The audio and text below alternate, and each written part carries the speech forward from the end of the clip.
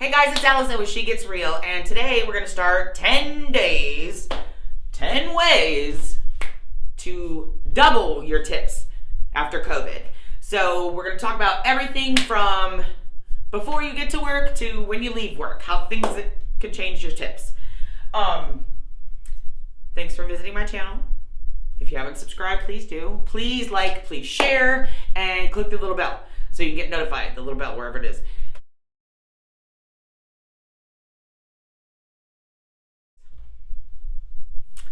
The one thing, if you watch videos on how to be a better server, how to do this, how to do that, or just tips and tricks, this is almost the only thing that stays constant through all of them. There's one thing they say you should never do at work, never bring to work, and always leave at the door. And I think this one thing is absolutely imperative to the success that I've had and that you can have if it's done correctly. So, stay tuned.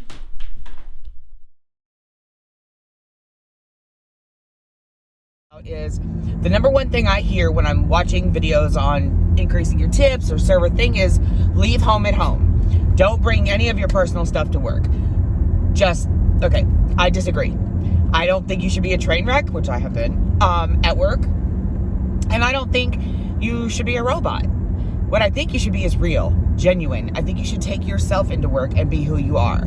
You know, I recently just went through getting dumped. And it has not only been a healing process for me, but, you know, I'm at an upper end restaurant, and since COVID, people are different. People have been stuck at home for the last 8 months, looking at each other, like ready to kill each other. Nothing's normal anymore. There's new normal everywhere. So 99% of my customers that come into the restaurant come in, they're glad to get out of the house. They're excited to be in public. They're a little antsy, a little nervous. They don't know what to expect. I mean, it's all over the gamut of what is going on. But mostly, I go through what I'm going through. I'll walk up to the table. Hey, how are you guys today? I'm Allison. I'm going to be your server. I have the pleasure of serving you today. You know, can I go over the specials? I do my spiel that we're supposed to do. And then I start trying to feel my table out. You know, for instance, I had a table a couple weeks ago, and it was really busy. It was a Saturday night, and they were both very conservatively dressed, looked very middle class, maybe a little middle upper class, and honestly, they both looked very stuffy. So I walked up to the table, and instantly she started to ask me about onion powder. Do we have onions and this and this and this and this and this? And I said to her, you know, do you have an allergy? Because my answer is going to be different. If you have an allergy, then we'll get to the root of it. If it's because you just don't care for onions, well, we'll see how that goes.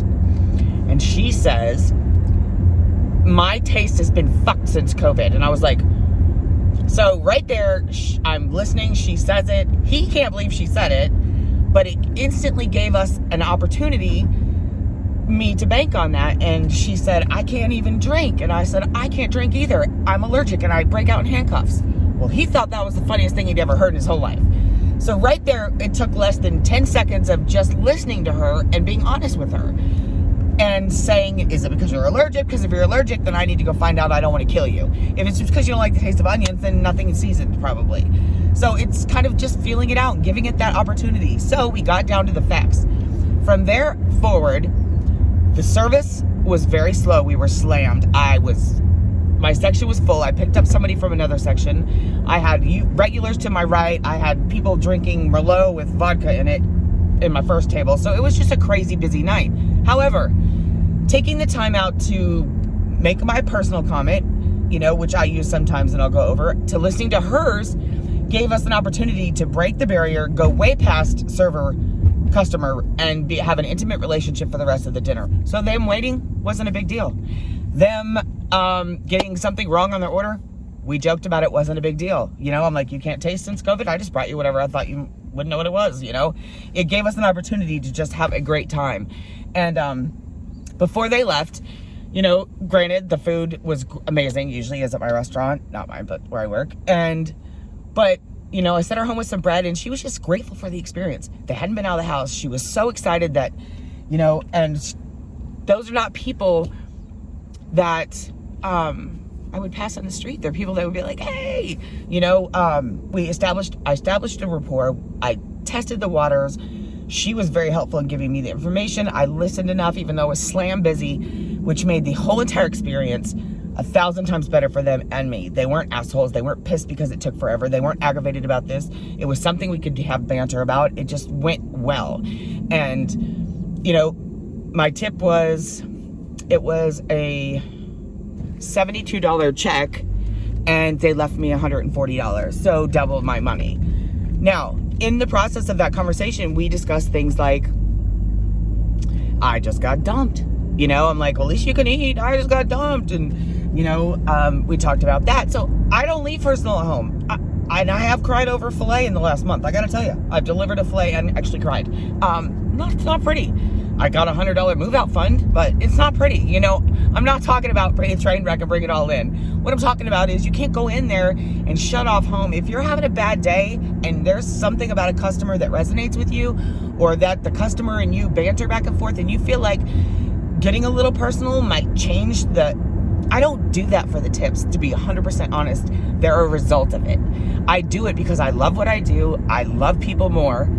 And I want someone real. I don't want the bullshit. I don't want the banter. I don't want all that.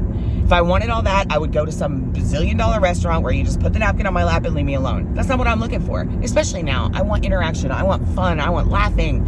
I want a memory. And I want food. So if I get both, bonus, I might never not come back. I might be there every day. One or the other, 99% of the time, I can get good food and shitty service. I'm not coming back. I can get good service, food's okay, had an issue, I'll be back. So keep that in mind and just think about it. Think about, you know, how you want to be treated, and not everybody can do it. Most servers I know are very smart, intelligent, knowledgeable, witty, funny, people, like comedians. We go in, you feel out the situation. We're always the people pleasers, or, you know, I want everyone to be comfortable. I want everyone to be happy. I want to give you a memory. I want to make an experience for you. And I can do that at the Five and Dime down there, and I can do that at the high-end restaurant. It's just a part of who you are. You're either a server or you're not. Memorize that. But to be an amazing server, it's a part of who you are. It's a part of your core. It's a part of your makeup. You're a bullshit artist. You're genuine. You're funny. You're witty. You're kind. You're intelligent. Great looking doesn't hurt. Hasn't been that way for me.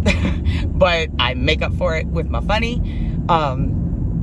You know, so I think that's huge. That whole leave your shit at the home, I agree. Don't come in and unload dirty look, especially if you get a client or a customer that you can tell it's not going to go well. You just do the deal, smile, give them above and beyond. Some people come to be negative and miserable, and then their goal is to make you negative and miserable, and then everybody's negative and miserable, and you can't win with them, and you just serve them with kindness and love and send them on their way. But the 100% tips make up for the people who leave the 10%, can't add. Sometimes people can't add, but I'm all against leave the door at home and put your little bullshit smile on and go in there and prance and do the deal. You might make you 10%, might make you 20%. Good for you. But if you want to make more money, especially now that we're in the COVID situation, because times have changed. The game has changed.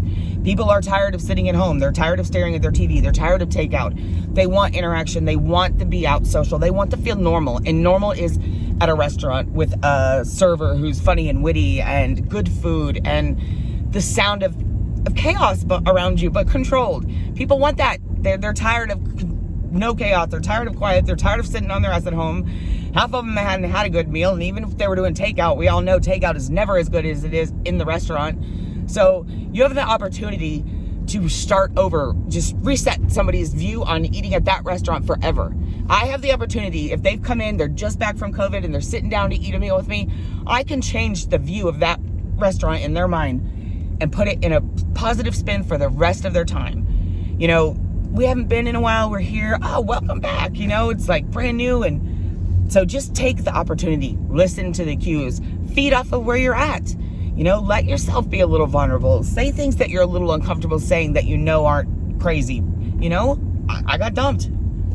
It sucks. Oh my God, it sucks. Last night I had a woman prayed for me. We talked about it.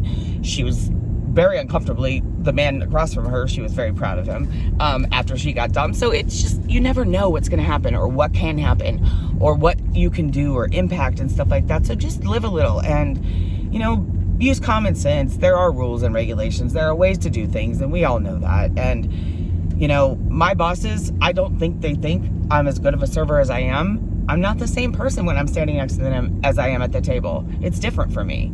You know, in the kitchen, I'm a different person. In the alley, I'm a different person. Everywhere else, I'm a different person. But when it comes to standing in front of that table, I am who I need to be with them. And it's different for every single table. I literally will have 5 tables and tell the same story in 5 different ways running around, because everybody's different. Everybody's gonna hear what they wanna hear, and you gotta pick up those cues and listen to what they're saying and feed off of that and build a relationship with your customer. You have at least 45 minutes to an hour at most restaurants to do that, and everything that happens after your communication is imperative.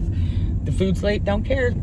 Me and my buddy will be hanging out. You know, it affects the entire situation. So use it as the opportunity that it is, because it really is a very golden, genuine opportunity to not only connect with another person, but to really change the way they view forever.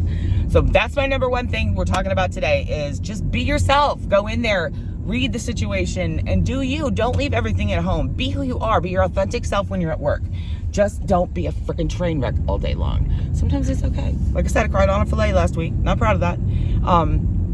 But they've called me to check up on me since then. You know, I mean, that's not a normal experience. And that will, you know, some of my people are older and the tip is 10%. No matter what, it's going to be $1,000 check at 10%. And that's the way it rolls. But I honestly, it's not about the money at the end of the day. It's a bonus. It's about cultivating amazing, sometimes lasting relationships. It's about being in total control of an experience from the time that customer puts their eyes on me till the time they walk out that door.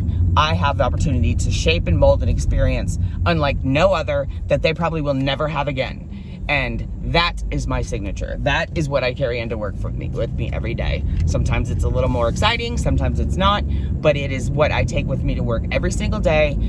It's a strength, it's a weakness, and you just have to learn to rein it in and try it out. And if you have questions or tips, or you want things, we can go over scenarios based. I have a million scenarios of situations, table stuff. Or if you have questions, put them in the comments. Blow me a comment, right? Put one down there, or send me a heart or something, you know. Put it in the comments and let's do this. Let's talk about it. Let's open this series up. So this is my intro.